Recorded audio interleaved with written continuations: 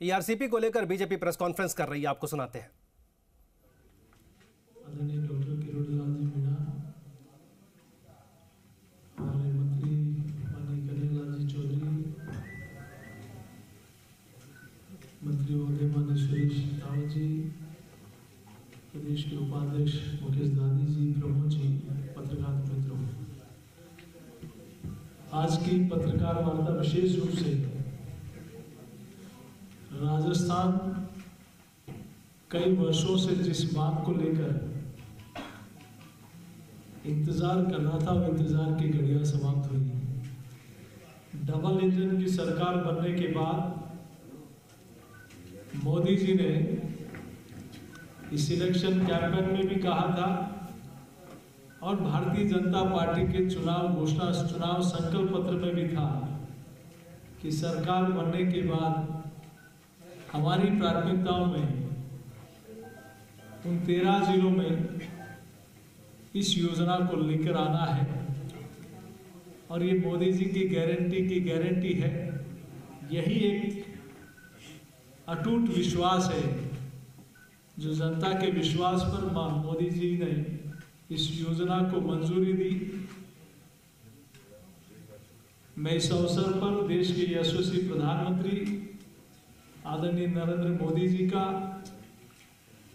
हमारे प्रदेश के यशस्वी मुख्यमंत्री माननीय भजनलाल जी का और हमारे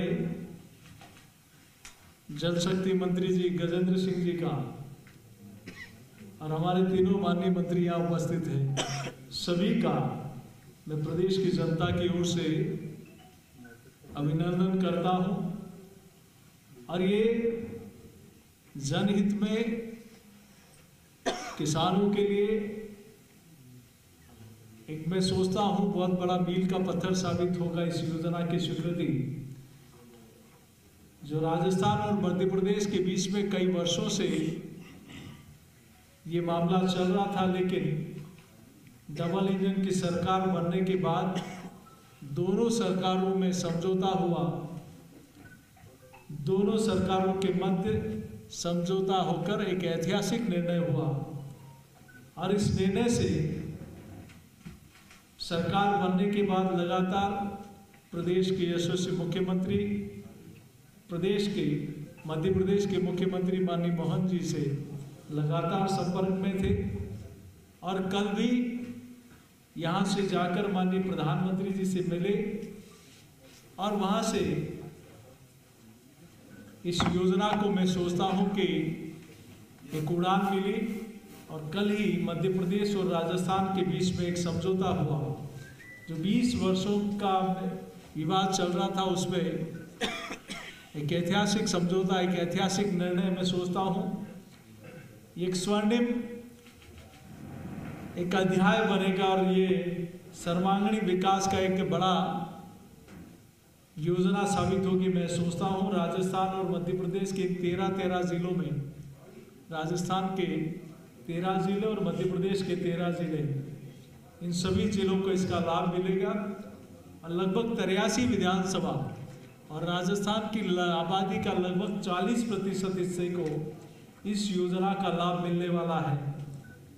पूर्व में कांग्रेस की सरकार ने चुनाव के समय और हमेशा से आप लोगों ने देखा है कि जो वादे दिए उनको चुनावी वक्त में याद आए और सिर्फ आनन फानन में बिना किसी योजना के उनको डिक्लेयर करने की परिपाटी रही है।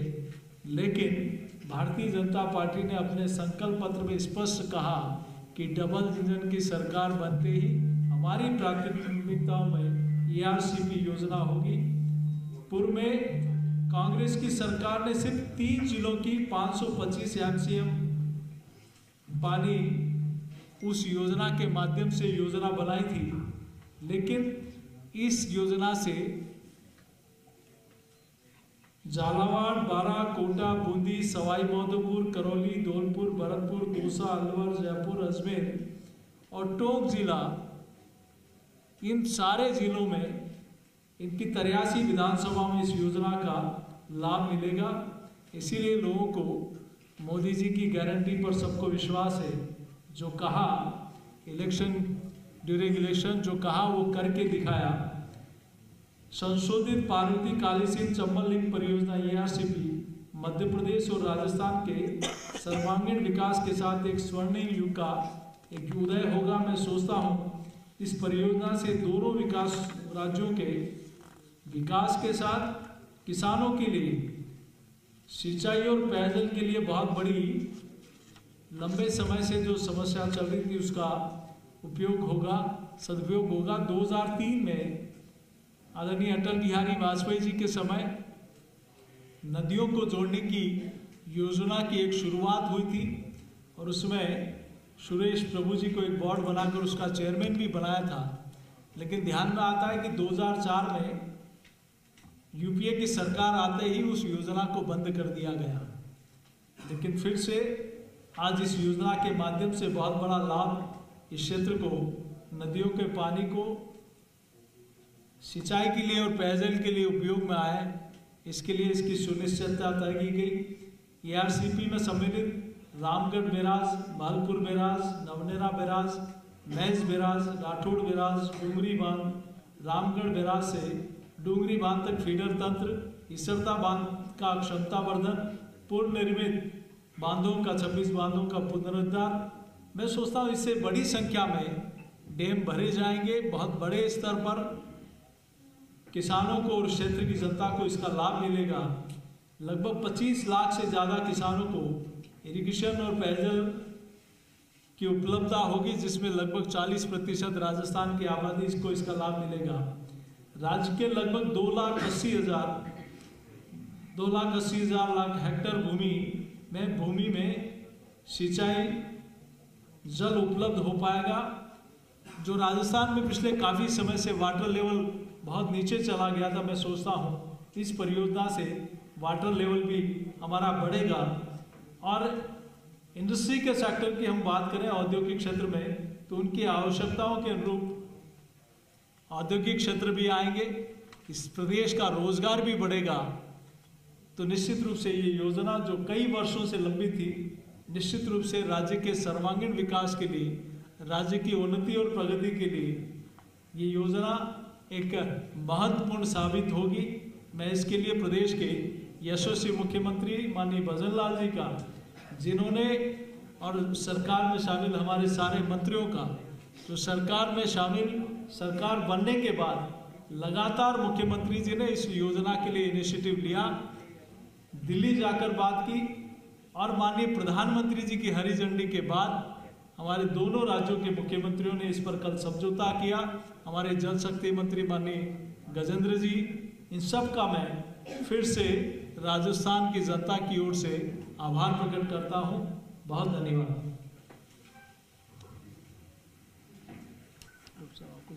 जोशी जी, ये MOU जो हुआ है, ये राजस्थान की कीमत पे मध्य प्रदेश को फायदा पहुंचाने वाला है क्या? ऐसी चर्चा है। देखिए, पिछले 20 वर्षों से मामला विवाद में था, लेकिन कांग्रेस ने मात्र 3 जिलों की योजना बनाई थी और जैसा मैंने कहा कि 525 MCM पानी लाने की उनकी, लेकिन इस योजना से राजस्थान को और राजस्थान के सर्वांगीण विकास के लिए जो लोग कह रहे हैं वो अपने तथ्यों के आधार पर बात करें। पहले से अधिक लाभ इस योजना और पहले से ज़्यादा इस योजना से, इस योजना के माध्यम से राजस्थान को फायदा होगा। अजय जी, ये कांग्रेस ने जो पिछली बार इसका प्रोजेक्ट बनाया था, वो कह रहे थे 2051 में हम इस प्रोजेक्ट को पूरा करेंगे। कांग्रेस ने नहीं बनाया, ये बीजेपी की सरकार में बन चुका था। इन्होंने 5 साल सिर्फ बातें की, काम नहीं किया, लेकिन इस सरकार में काम धरातल पे दिखाई देगा। नहीं, मेरा सवाल ये था डॉक्टर साहब, अध्यक्ष, मेरा सवाल ये था कि कांग्रेस ने इसका टारगेट जो रखा वो 2051